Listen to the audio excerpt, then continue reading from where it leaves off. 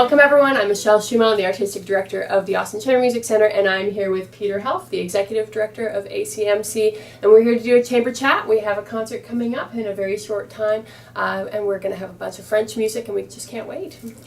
So I noticed the first piece of the evening is by Debussy, Clair de Lune, and last concert we started with another super iconic piece, Mozart's Eine kleine Nachtmusik. Any reasoning behind programming each concert with really popular pieces to start? Yeah, I kind of got the idea to do this because I know from my experience in listening to music, there's something really amazing about having a piece programmed that you know already. And me being a professional musician, there's a lot of music that I know, but then there's even music that I know from back when I was a kid. Mm-hmm. And I find that there's, I don't know, just something really refreshing about that. We did a concert a number of years ago pairing together Vivaldi's Four Seasons with Piazzolla's Four Seasons. And to me, there was just something like really exhilarating about having these pieces that not only had I heard in my life, but I sort of had a personal story about, and also you hear them on TV commercials or in movies, and every time you hear them, you're kind of reminded about something from your past. So I wanted to create programs based on that, and of course for this upcoming program we're doing Debussy's Clair de Lune, and we'll begin the program with Debussy's Clair de Lune, and it's actually not a piece that I played when I was younger, so I'm really just playing it now for the first time, but I've taught it a bunch of times, and so to play it now, I mean, it is spectacularly gorgeous. I mean, there's a reason why there are these pieces that become, you know, sort of part of the canon, part of everyone's sort of memory of classical music, and I think it's because there's something about them that is very, very special. And in this case, it's just such special colors that Debussy uses. He makes the piano sound almost like a choir of angels or something. He sort of takes it to that different level. And for me, it's just been a real joy to just play this and memorize it and just have that in my repertoire in a way. So am I correct in that that sort of was the start of the Impressionism period for music, or is it? Well, the thing is that, yeah, I mean, Debussy and Ravel, they were the real proponents of Impressionism, and of course that came out of the art movement that was Impressionism. So it's hard to say when, you know, any movement really starts in a way, because Debussy's early pieces were kind of more on the romantic side, but he always had that element of color and this idea of working with sounds that it was different than composers previous to him. And so I think really the genre of Impressionism that Debussy and Ravel and other composers like that really brought to the forefront, it's a combination of a lot of things. It has to do with the art movement, but it also has to do with a really important thing that happened around the turn of the century. There was a World's Fair. The World's Fair was in Paris in I want to say 1902. Okay.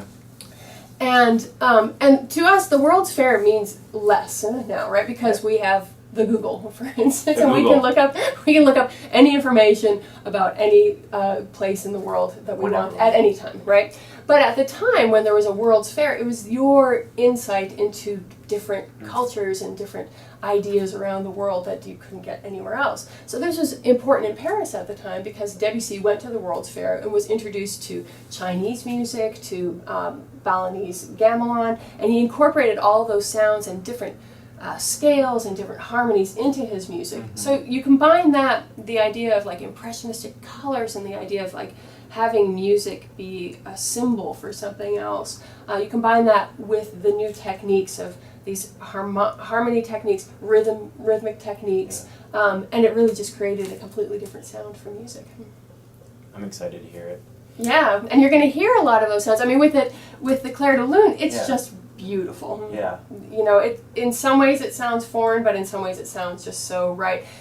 Debussy uses just regular harmonies, but he piles them on top of each other, so they sound a little bit different. But in the cello sonata that we're going to be doing, and we'll do the cello sonata right after the Clair de Lune, probably without break, so we'll have that feeling of the really wonderful sound of that sweet softness and leading into a sonata that probably people don't know, obviously, as well. And here we really hear those colors that he would have taken from the World's Fair, especially in how he uses the cello. Lots of pizzicato, lots of harmonics, lots of different sounds to emulate these different colors that he was hearing from gamelan orchestras. So 2 pieces by Debussy to open the night, and then the third piece is by Franck, and it is a sonata for violin and piano. Right. Correct? Yeah. Right. So that piece was part of. He wrote 6 sonatas, I believe, at the same time. No, you're thinking about about Debussy. That was supposed to be one of 6 sonatas for the cello, but he ended up only writing 3. So this Franck sonata, it's the only sonata that he wrote. That's right. Okay. It's just violin and piano, and I want to say it's the only He didn't write any other sonatas. He wrote a piano quintet. He wrote, I believe, there's a piano trio. There's a string quartet. And this is one of his most famous pieces. Absolutely, absolutely. He also has a very famous symphony, but he sort of wrote one-offs of everything. Okay. But this is a super famous piece, probably one of his most famous pieces, and he wrote it for a friend of his whose name was Eugene Isai, and Isai was a excellent violinist, a super virtuoso violinist. He's actually a composer as well, and he wrote a bunch of solo sonatas for violin. They're really cool pieces. He wrote it for his wedding? Is that correct? Right. Yeah, he wrote it for his wedding, and he gave it to him on his wedding, in the morning of his wedding, and then they ended up playing it for the guests at the wedding. Wow. And actually, it's remarkable that they would even read through it, because it's really freaking hard. I mean, it's really seriously hard. And Eugene Isai was, again, a super virtuoso, and so I think that Franck really had him and how he played in mind, because it is in that really virtuosic sense. It almost sounds like a concerto at times. The violin part is really overblown and really really fast and really high and really powerful all the way through. And then the piano part itself is super virtuosic too. So it was just meant to be played by like this sort of powerhouse team. And it's a great piece. I mean, I love it so much because it really has so much energy. And a lot of times, I mean, I think that French music is very powerful, but a lot of times it has these sort of long flowing melodies and is really beautiful, and it's just sort of like this music that kind of washes over you. But the Franck sonata has both that sort of feeling of like, especially as it opens, it's really pretty. It is. But then it just like slams you in the face with like this overblown romanticism. I mean, it's just like really full on, very, very powerful. And possibly the reason why Lars von Trier chose it for his recent movie, Nymphomaniac. Yes, I've been told not to watch that film. Lars von Trier generally not the happiest guy in the film world. No, it's not. But again, the music is so dramatic and so powerful, and you could see why a director like that would want to use music for that. Absolutely. And the final piece of the night is we'll bring the violin and cello together. For a piano trio, and it's by Fauré. Yeah, Fauré. And when I first listened to it, which was very recently, I noticed the melodies are beautiful, and that then I did a little more research and found out that he was sort of a master of melodies. Yeah. So can you sort of expand on that and how he uses them, and especially in this piece? And oftentimes we think about that in terms of French music, that it's really melodically driven. You just think about the idea of French melody, or even in popular music, and in popular music around the turn of the last century, just this idea of Edith Piaf and that kind of thing. And Fauré definitely was a master melodist, and he wrote tons of songs as well. And all of those songs, every time he uses poetry, his songs are just exquisite. How he uses the voice to have these long melodies, and together with the piano is not an accompanying figure at all. It's a really kind of real team member when he wrote these songs. And he has these melodies that kind of play off of one another, and they're always intertwining.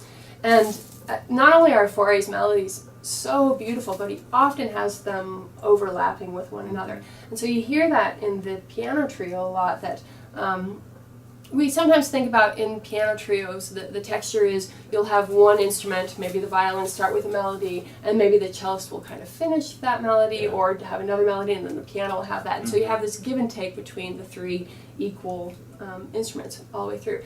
But what Fauré really likes to do is he likes to pile the melodies on. So even before the violinist is finished, the cellist will have a different melody, and they'll be complementary in a way, but then going off in different directions too. So you just feel like there's this like endless feeling of melody, and the way the harmony kind of fits in with that is really dramatically beautiful too. I love Fauré, and I just think that this trio is haunting. Yeah.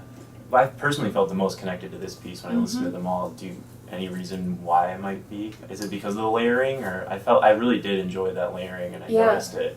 I think it's interesting that you were most compelled to that piece, because in some ways I feel like it's the most evocative of all of them, in a way, and it's probably the kind of emotional tone that it sets, which is just this really, I think, almost like an inquisitive, emotional thing, a real deep sense of searching and yearning. And this was one of the last pieces that Fauré wrote. He was 78 years old, I think, when he wrote it. And you had mentioned earlier that he was maybe deaf by the time he wrote it. And I think that's kind of amazing. We always think that, like, how could a composer even be able to do that? And we think about a composer like Beethoven, who lost his senses, lost his hearing fairly early on. And I feel like Beethoven wouldn't have been Beethoven unless he had become deaf. And like that, when you can't hear the sounds and be influenced by the other music around you, all you have is your imagination. So it allows you to maybe create things that could never be created if you could hear. And I think that we get a sense of that with this trio too, because of that sense of heightened imagination. And I know, as I've been learning it, and it's a new piece for me, and it's actually a new piece for both Sandy and Amy. Sandy Yamamoto, the violinist, and Amy Levine sang the cellist. So we're all going to be, we're all discovering this together. And there's something fresh about that too. Sometimes it's great when everyone knows pieces, for instance, with the Franck Sonata. Sandy has played it before, I've played it a bunch of times as well. So we have our own ideas that we bring to the table, which is a great thing too. But sometimes when you both come from different places and you're learning music together, you have a way of getting to an even deeper place with it, because you're all discovering it together and having that first experience with it. I'm starting to think that to be a good composer, you need to suffer some sort of personal calamity.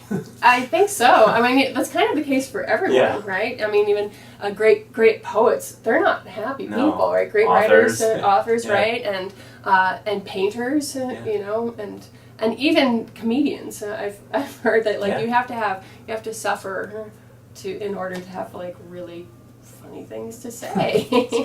But I mean, that all makes sense, especially in music too, because music is the medium of expression. I mean, what we're trying to do, what composers are trying to do, and what performers are trying to do is communicate something that we all share together.